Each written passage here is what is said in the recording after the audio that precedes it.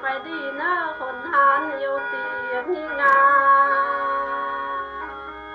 ถ้ายินเท่าเสียงแขกด่างเฮียพามบ้าเมืองบานเฮียนบ้าชี้ได้วิแพงมีงาฉันว่ามึงบอกไปแน่สารท่อน้ำเพียงห่วยเจลังเสียนาฉันว่าบอกไปนะสารท่อน้ำเพียงฟังเจไหลเสียดายพี่แพงหิงาค่อยห้ามไม้แก่งแมงเบื่อไปซะ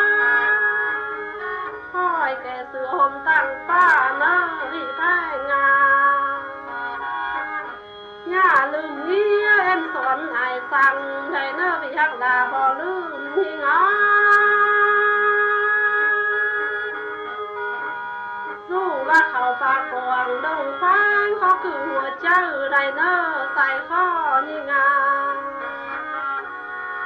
พี่แพงงาค่อยไปดีเนออย่าควรรอพี่เอื้อนทางดาวการเนอใส่ข้อหิงาข้างเฮือนนี้มึงลังปานเฮ็ดโดยไอ้ม่วนเอ็มเสืองดอนเน่พี่แพงงา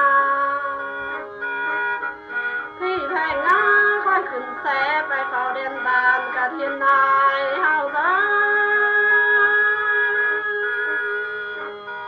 ค่อยผ่านป่าไม้ไปกะเอาเมืองเฮาเนอพี่แพงงา